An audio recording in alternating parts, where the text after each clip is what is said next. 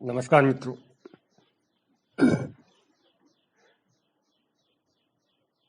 हमारे देश की स्थिति इस समय ऐसी है जैसे कोई जहाज तूफानों में फंस गया हो। आप सब जानते हैं ये बात झूठ नहीं है। बहुत समय से देख रहा हूँ, बहुत सालों से देख रहा हूँ कि हमारा देश किन परेशानियों का सामना कर रहा है। बल्कि परेशानी ना कहें, संकट कहें। किन संकटों का सामना कर रहा है,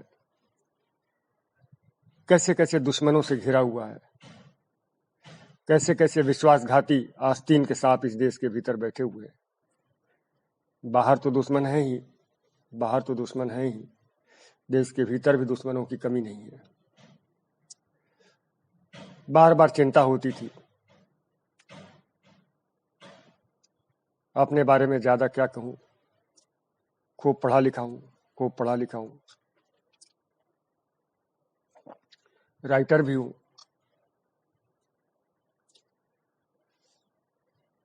और बहुत समय से इन सब पर मैं अध्ययन कर रहा हूं, चिंतन मनन कर रहा हूं कि आखिर ये है क्या और क्यों है। और मन बड़ा व्यथित होता था, मन बड़ा व्यथित होता था कि कैसे करूं, कैसे अपने देश की रक्षा की जाए, कैसे अपने देश की रक्षा की जाए। तो जो बात समझ में आई वो ये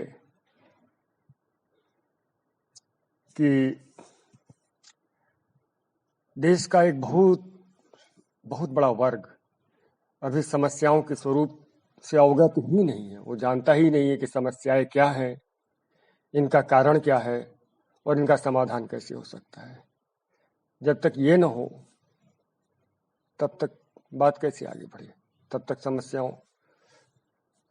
समस्याओं का समाधान कैसे हो। तो ये सोचते सोचते पहले तो मैंने थोड़ा प्रयास किया कि YouTube पे कमेंट वगैरह लिख करके अपनी बातें आप सब लोगों को बता सकूं। लेकिन और लोगों ने सराहा भी, ऐसा नहीं कि नहीं सराहा।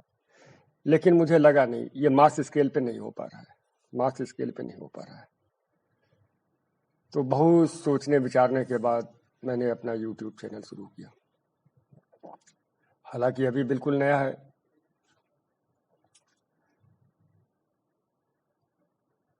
और इसमें एक समस्या ये है नए चैनल में हमेशा होती है कि लाइव स्ट्रीमिंग नहीं हो पाती है।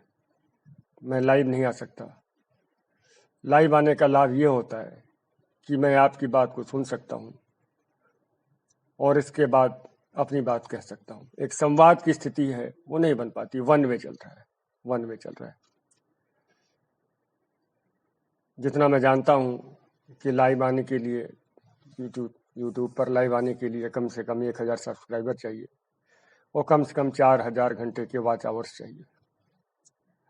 तो समय लगेगा, कोई बात नहीं, समय लगेगा। लेकिन आज मैं आपसे ये निवेदन करना चाहता हूँ, अगर आप मेरा निवेदन सुने। मैं ये कहना चाहता हूँ कि मेरे चैनल पर आप कमेंट करिए।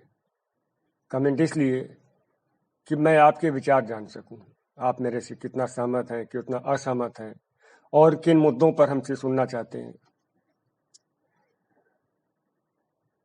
दोस्तों, देश की समस्या हम सबकी समस्या है। ये किसी एक व्यक्ति के प्रयत्न से नहीं हल हो सकती। मैं अकेले देश की समस्या हल नहीं कर सकता, लेकिन मैं आपको जागरूक कर सकता हूं। तो ठीक है, बात को आगे बढ़ाते हैं। देखिए, पहली बात मैं ये बता दूं, मैं बिल्कुल पक्का राष्ट्रवादी हूं, बिल्कुल पक्का राष्ट्रवादी हूं, सनातनी हूं। और मैं ये जानता हूं कि भारत की राष्ट्रीय अखंडता सनातनियों के द्वारा ही इस राष्ट्रीय अखंडता की रक्षा की जा सकती है। बाकी लोगों को कोई इंटरेस्ट मुझे दिखाई नहीं पड़ता। कुछ लोग हैं जिनका आदर्श भारत के बाहर है, उनसे हम क्या आशा करें? उन्हें भारत की मिट्टी से प्रेम नहीं, उनके आदर्श भारत में नहीं है। भारत की नदियां उनके लिए पूज्य नहीं है, भारत की धरती उनके लिए भारत माता नहीं है। ऐसे लोगों से हम क्या आशा करें? जिस व्यक्ति के लिए भारतवर्ष भारत माता है, जिस व्यक्ति के लिए भारत की नदियां देवियां हैं, जिस व्यक्ति के लिए हिमालय भी एक देवता है, ऐसे लोग ही इस देश से प्रेम कर सकते हैं।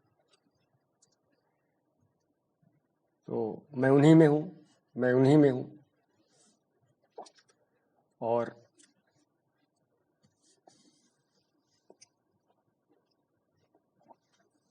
ऐसे लोगों की तलाश है मुझे, ऐसे लोगों की खोज है जो इस तरह के विचार रखते हो, जिन्हें भारत से प्रेम है, भारत से प्रेम होना ये पहली प्राथमिकता है। अगर देश से प्रेम होगा तो बात आगे बढ़ सकती है। अगर प्रेम ही नहीं होगा तो आप हमारी बात सुनना नहीं चाहेंगे। तो ऐसे लोग ना आए, ऐसे लोग मुझे ना सुने, मुझे उनकी परवाह भी नहीं है। जिन्हें देश से कोई प्रेम नहीं है वो मुझे ना सुने, मैं उनका स्वागत भी नहीं करना चाहता। लेकिन हाँ, अगर आपको भारत से प्रेम है, अगर आप भारत को लेकर चिंतित हैं, भारत पर जो संकट चल रहे हैं उन्हें लेकर के चिंतित हैं, परेशान हैं, तो जरूर आप आए, आपका स्वागत है। मैं कहना चाहता हूँ, सुनना चाहता हूँ। सुनने का तरीका पहला यही है कि जब तक मैं लाइव स्ट्रीमिंग पर ना आऊं तब तक आप कमेंट में अपनी बात कहें। मैं कमेंट को पढ़ूंगा और पढ़ने के बाद अपने लाइव स्ट्रीमिंग में अगले एपिसोड में, उसमें जो है अगली वीडियो में उस पर बात भी करना चाहूँगा और करूँगा। जब तक संभव है, यथासंभव मैं ये काम करना चाहता हूँ।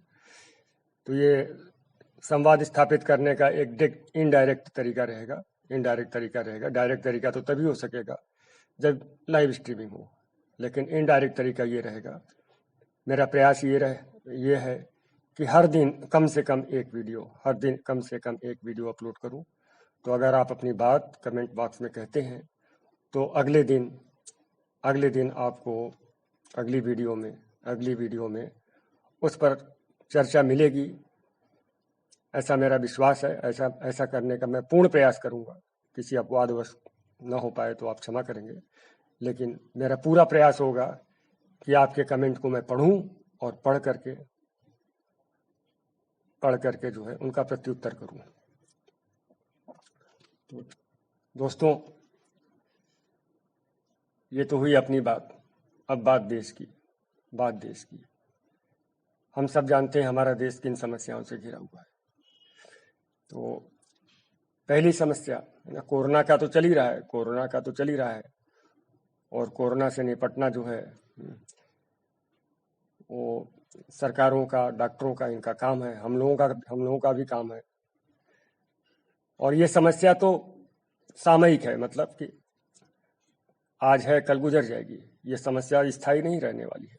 लेकिन मैं उन समस्याओं की बात करना चाहता हूं जो लंबे समय से दीमक की तरह हमारे देश, मतलब ये कह ले भारत रूपी वृक्ष को दीमक की तरह जो खोखला कर रही है, मैं उन समस्याओं पर बात करना चाहता हूँ। हमारा प्यारा देश इन समस्याओं की जकड़ में है। भारत माँ को इन्होंने जंजीरों में बांध रखा है। मैं उन समस्याओं की बात करना चाहता हूँ। अगर मैं लिस्ट बनाऊं तो जिहादी विचारधारा जो वीरता से कम धोखे से ज्यादा भारत में आई है। जिहादी विचारधारा को मैं बहुत बड़ी समस्या, बहुत बड़ा खतरा मानता हूं इस देश के लिए। ये विचारधारा जहाँ कहीं भी है वहाँ समस्या है। यहाँ तक कि जहाँ पूरे के पूरे हैं ये, वहाँ भी समस्या है, वहाँ भी ये खुश नहीं, वहाँ आपस में ही ये लड़ रहे हैं, मार काट मचाए हुए हैं। अफगानिस्तान में देख लीजिए, अभी उन्होंने जो है बम फोड़ दिया, 80 लोग की कितने लोग मारे गए। अफगानिस्तान में क्या समस्या है, वो किससे लड़ रहे हैं? तो जिहादी विचारधारा एक बहुत बड़ा खतरा इस देश के लिए है। दूसरा, ईसाई मिशनरियां जिस तरह से कन्वर्जन में लगी हुई है, बहाने बहाने से धोखा दे करके, लालच दे करके जिस तरह से कन्वर्जन कर रही हैं, वो देश के लिए एक बहुत बड़ा खतरा है। नॉर्थ ईस्ट में यह खतरा बिल्कुल स्पष्ट रूप से दिख रहा है। कम्युनिस्ट इस देश के लिए बहुत बड़े खतरे हैं। इनकी विचारधारा भी फॉरेन से, मुख्य बात क्या है ना कि जिनकी विचारधारा जो है फॉरेन से गवर्न होती है, वो तो खतरा होंगे ही। क्यों? क्योंकि उनका जो आदर्श है वो भारत नहीं है, उनका आदर्श बाहर है। तो जिहादी विचारधारा का आदर्श कहाँ से है आप जानते हैं, भारत से नहीं है। ठीक है। और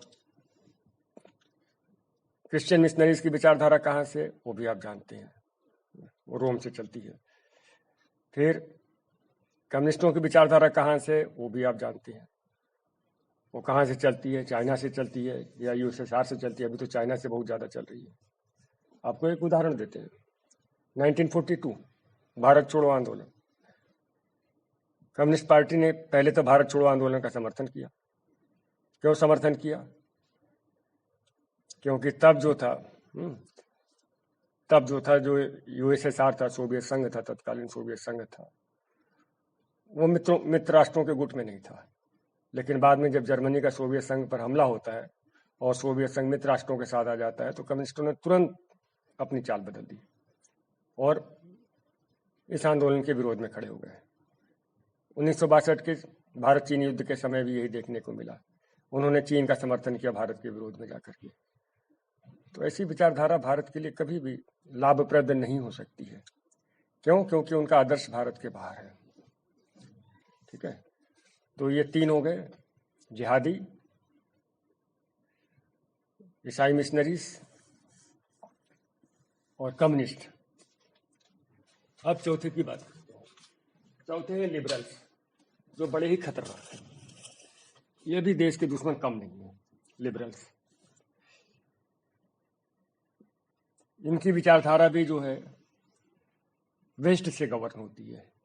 ये भी, इन्हें भी भारतीय संस्कृति से, भारतीय परंपराओं से, भारतीय मूल्यों से कोई मतलब नहीं है। ये पूरी तरह से वेस्ट से गवर्न है। लिबरलिज्म भी वेस्ट से ही आया है। हम तो जन्मजात ही लिबरल होते हैं, हमें किसी विचारधारा में बदलने की आवश्यकता नहीं होती है। लेकिन ये विचारधाराओं में बधे हुए जो लिबरल्स हैं ना, किताबें पढ़ करके जो लिबरल्स पढ़े हैं, ये बहुत ही खतरनाक है, वो आप सब जानते हैं। इसके अलावा सिख, जो कि सनातन धर्म की ही एक शाखा है, उन्हें भी गुमराह किया गया। सभी तो नहीं कहेंगे, लेकिन कुछ प्रतिशत उनका ऐसा है जो चाहे लालच में, चाहे गुमराह होने के कारण और चाहे कन्वर्ट हो जाने के कारण, बहुत सारे ऐसे सिख सुनने में आ रहे हैं जो कि कन्वर्ट हो चुके हैं लेकिन छुपाए हुए हैं, जिन्हें क्रिप्टो क्रिश्चियन कहा जाता है। तो ये लोग खालिस्तान मूवमेंट चलाए हुए हैं। किसान आंदोलन आप जानते हो, किसान आंदोलन तो एक मुखौटा था, इसकी आड़ में खालिस्तान मूवमेंट चल रहा था, इसकी आड़ में जिहादी सक्रिय थे। तो वो एक समस्या है। फिर अगली समस्या है सेक्युलरिज्म, धर्मनिरपेक्षता। धर्मनिरपेक्षता तो गलत है इसका ट्रांसलेशन, ये पंथ निरपेक्षता है। एक्चुअल में सेक्युलरिज्म भारत से कोई मतलब ही नहीं। आपको बता दें, जब संविधान सभा में संविधान बनाया जा रहा था तो उस समय कुछ लोगों ने ये बात कही थी कि भारतीय संविधान में सेक्युलरिज्म शब्द आना चाहिए। तो उस समय बड़े राष्ट्रभक्त थे, उन्होंने इस बात को समझा और उन्होंने मना कर दिया, बोले नहीं, इस शब्द की आवश्यकता नहीं है हमारे संविधान, वो नहीं लाया गया। लेकिन बाद में 1976 में 42nd जो है संविधान संशोधन के माध्यम से इंदिरा गांधी सेक्युलरिज्म शब्द इसमें जबरदस्ती डालती है, इसकी कोई आवश्यकता नहीं थी। जो लोग कहते हैं ना कि ये हमारे संविधान का बेसिक स्ट्रक्चर है, बेसिक स्ट्रक्चर कैसे? जब संविधान बना था तब तो ये था ही नहीं, जबरदस्त जो चीज़ बाद में डाली गई वो कैसे बेसिक स्ट्रक्चर हो सकती है। तो ये भी एक बहुत बड़ा झूठ है। जिस सेकुलरिज्म हमारे लिए ठीक बिल्कुल नहीं है। हम तो बाई बर्थ ही सेकुलर होते हैं, है ना। जैसा कि सावरकर ने कहा था ना कि क्या कहा था, हाँ, आप मुसलमान हैं इसीलिए हम हिंदू हैं, नहीं तो हम मानवतावादी हैं। तो इस तरह की कोई बात कही थी। तो सेकुलरिज्म की हमें आवश्यकता नहीं है, सेकुलरिज्म की हमें आवश्यकता नहीं है। ये भारत भूमि है जहाँ जो भी सताए गए मारे गए आते थे उनका बिना धर्म देखे उनका स्वागत होता था, उनकी सहायता होती थी। पारसी यहाँ आए, सताए गए तो यहाँ आए, यहूदी सताए गए तो यहाँ आए, मुसलमान भी सताए गए तो यहाँ आए, जिसकी कीमत दाहिर ने चुकाई। जब अरब में मारकाट मचा और मोहम्मद साहब के रिश्तेदारों को सताया गया, वो बेचारे भाग करके आए, दाहिर ने उन्हें शरण दी और उसका बदला उन्हें ये मिला कि अपनी जान गंवानी पड़ी। सिंध पर अरबों का हमला होता है। खैर, तो सेकुलरिज्म हमें नहीं चाहिए। सेकुलरिज्म हमारे लिए बिल्कुल अप्राकृतिक है और अप्राकृतिक ही नहीं है, हमारे ऊपर एक भार है, हमारे लिए एक संकट है, एक समस्या है, वो हमें नहीं चाहिए। नक्सलवाद जो कि सीधे सीधे जो है कम्युनिस्टों से संबंधित है। कम्युनिस्ट और नक्सली दोनों में कोई अंतर नहीं है। अंतर सिर्फ इतना है कि एक राजनीतिक पार्टी के रूप में दिखता है और दूसरा जो है एक आर्म्ड, है ना, आर्म्ड जो है क्या कहें, रिबेल्स के रूप में दिखता है ना। एक हथियारबंद जो लड़ाका समूह है वो नक्सली है और जो उनके वैचारिक समर्थक है, राजनीतिक समर्थक हैं, वो कम्युनिस्ट हैं। इनमें कोई ज़्यादा भेद नहीं है, दोनों एक ही सिक्के के दो पहलू हैं। जनसंख्या एक बहुत बड़ी समस्या है इस देश के लिए और जनसंख्या से भी बड़ी समस्या है बदलती हुई डेमोग्राफी। बदलती हुई डेमोग्राफी आपको बताएं, जब भारत स्वतंत्र हुआ था लगभग 3 करोड़ मुस्लिम जनसंख्या थी यहाँ पे, 3 करोड़। आज वो लगभग 30 करोड़ हो चुकी है। आप समझ पा रहे हैं जिस दर से इनकी जनसंख्या बढ़ रही है, कब तक हम सुरक्षित हैं? 30% की आबादी जो है पश्चिम बंगाल में हो गई और उन्होंने अपनी मर्जी की सरकार बना ली। आप समझ पा रहे हैं इस बात को? तो ये जो डेमोग्राफी चेंज हो रही है वो कई तरह से चेंज हो रही है। एक तो क्या है, प्रजनन दर अधिक है, बच्चे ज़्यादा पैदा हो रहे हैं वहाँ। दूसरा कन्वर्जन, जो कि उतना महत्वपूर्ण नहीं है, कन्वर्जन ज़्यादा नहीं कर पा रहे हैं लेकिन लव जिहाद बहुत जम के कर रहे हैं, तो उसके माध्यम से भी ये जनसंख्या वृद्धि कर रहे हैं। तो वो एक बहुत बड़ा खतरा है, बदलती हुई डेमोग्राफी, जिसे लेकर के हमें सजग होना है। इन्फिल्ट्रेशन बहुत जम के चल रहा है, घुसपैठियों की समस्या बहुत ही गंभीर है। बांग्लादेशी और रोहिंग्या मुस्लिम घुसपैठिए भारत के लिए एक बहुत बड़ी चुनौती है। वे न केवल भारत में एक नागरिक के पूरे अधिकारों का उपभोग कर रहे हैं, मतदाता बने हुए हैं, भारत की अर्थव्यवस्था को क्या कहें से पूरे लाभ उठा रहे हैं। इसके साथ ही वो भारत के दुश्मन भी है, भारत में रह करके भारत के दुश्मन भी है। भारत के विरुद्ध वो लगातार जो है वो एक सांगठनिक तरीके से लगातार जो है भारत के विरुद्ध कार्य कर रहे हैं, सामूहिक तरीके से कार्य कर रहे हैं। और अभी मैं आपको बताऊं, पश्चिम बंगाल में जो कुछ हुआ उसमें ये बात सामने आ रही है कि बांग्लादेशी और रोहिंग्या मुसलमानों का बड़ा हाथ है। तो वो एक बहुत बड़ी समस्या है जिसके लिए सरकार सीए एनआरसी लाने का प्रयास कर रही है। सीए तो पास हो चुका है, एनआरसी भी असम के लिए है, असम के लिए है और कहाँ के लिए। तो लेकिन वही है, शाहीन बाग के बाद सरकार ने इस चीज़ को थोड़ा ठंडे बस्ते में डाल दिया है। हालांकि जो अभी असम के नए मुख्यमंत्री बने हैं श्री हेमंता बिश्व शर्मा, उनका रुख इसमें स्पष्ट है वो एनआरसी को न केवल जो है सख्ती से लागू करना चाहते हैं, बल्कि एनआरसी लागू करते समय जो उसमें गड़बड़ी हुई उस गड़बड़ी को भी दूर करना चाहते हैं। तो ये घुसपैठ की समस्या भी एक बहुत बड़ी समस्या है भारत में, और इसे भी ठीक करना है। अब एक चीज़ आती है कि जो सनातनी है, जो भारत के राष्ट्रवादी हैं, वो एक नहीं है, वो एक उनके भीतर यूनिटी नहीं है, यूनिटी की बहुत बड़ी कमी है। वो हमें स्थापित करनी है धर्म के आधार पर सारी। हाँ, धर्म के आधार पर भी कह सकते हो, जैसे सिख हैं वो अपने को अलग मानते हैं जबकि वो है नहीं अलग। फिर भाषा के आधार पर बहुत ज़बरदस्त विभाजन है, खास करके साउथ इंडिया के में बहुत ही ज़बरदस्त एक डिवाइड खींचा हुआ है, और वो जानबूझकर खींचा गया है जिससे कि जो है एक यूनिटी स्थापित ना हो पाए। वो बहुत ही गलत है, लेकिन वो एक षड्यंत्र के अंतर्गत हुआ है। ये सब मुद्दे हम धीरे धीरे करके उठाएंगे, सब मुद्दे उठाएंगे। तो और इसी तरह से क्षेत्र के आधार पर पृथक पृथक अस्मिताएं यहाँ पर खड़ी की गई हैं जानबूझ करके। एक पिछले वीडियो में हमने बताया भी था, बंगाली अस्मिता तो मलयाली अस्मिता, तो तमिलियन अस्मिता, तो उड़िया अस्मिता, तो असमिया अस्मिता, तो ऐसे ढेर सारी अस्मिताएं भारत में जानबूझ करके खड़ी की गई हैं। क्यों खड़ी की गई हैं? जिससे कि भारत में यूनिटी ना आ पाए, राष्ट्रवादियों के बीच में यूनिटी ना आ पाए, अपनी पृथक पृथक अस्मिताओं को लेकर के वे लड़ते रहें, झगड़ते रहें। इसी तरह से भाषाई को लेकर के भी है। तो जबकि आप देखिए, मुसलमानों को देखिए, वो भाषाई रूप से उन्होंने अपने को एकीकृत कर लिया है। उन्होंने उर्दू को एक कॉमन लैंग्वेज स्वीकार कर रखा है लगभग, चाहे वो केरल का मुसलमान हो, चाहे कश्मीर का मुसलमान हो, चाहे पश्चिम बंगाल का मुसलमान हो, ये सब उर्दू के से जुड़े हुए हैं। आंध्र प्रदेश में तो उर्दू बहुत जम के चलती है, उत्तराखंड हो, यूपी हो, कहीं का भी मुसलमान हो, सब उर्दू के माध्यम से आपस में जुड़े हुए हैं। केरल का मुसलमान तो नहीं कहता कि मैं मलयाली बोलूँगा और मैं उर्दू नहीं स्वीकार करूँगा। तमिलनाडु का मुसलमान तो नहीं कहता है कि मेरी भाषा तमिल है और मैं हिंदी को उर्दू को स्वीकार नहीं करूँगा। लेकिन हिंदुओं की स्थिति क्या है? ये सब एक कह सकते हैं बड़े जबरदस्त रूप से ब्रेन वॉशिंग हमारे गद्दारों ने करी है, वो समस्या है।